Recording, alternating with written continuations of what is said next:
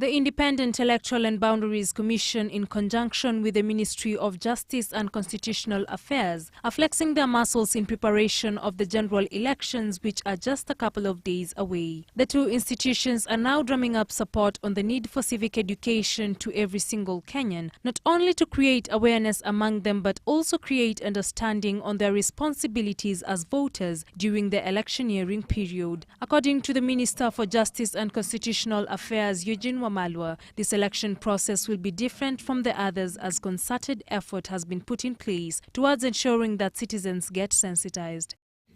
We need to ensure that Kenyans are well prepared to exercise their right, their democratic right, to ensure they get the right leaders, and to do so, they must know how they will be able to cast their votes. We know that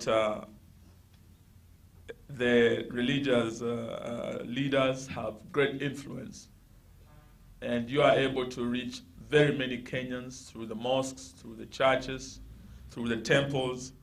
The Interreligious Council of Kenya has also been brought aboard to help with the Kenya National Integrated Civic Education Program on voter education in places of worship, with the aim of reaching out to as many people as possible. Several religious institutions were represented and the leaders were more than willing to support this program. Our dioceses are ready. Last week, we went through our own education about it, and then we have left the Peace and Justice committees across the country waiting to deliver what we are doing here.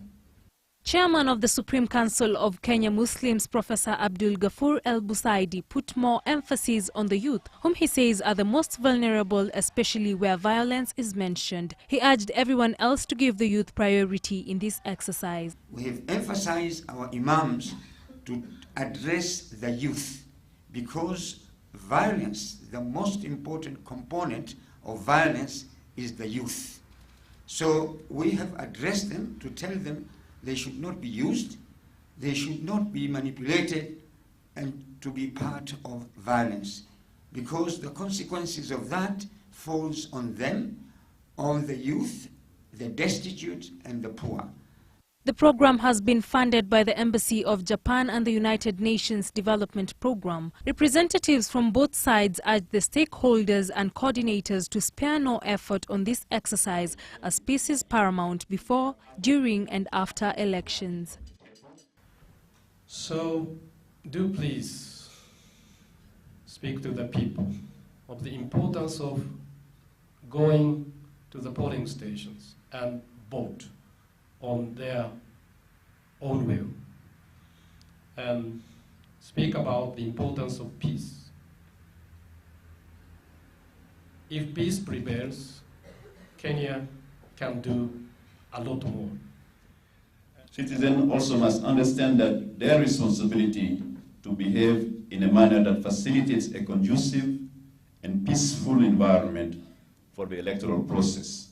Therefore, messages of peace and peaceful acceptance of results and what constitutes an election-related offense must be at the center of this education process.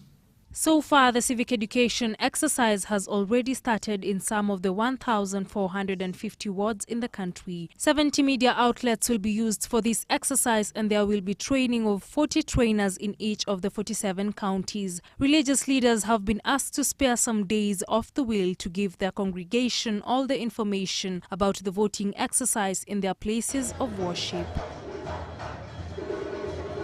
Annette Akisa, GBS News.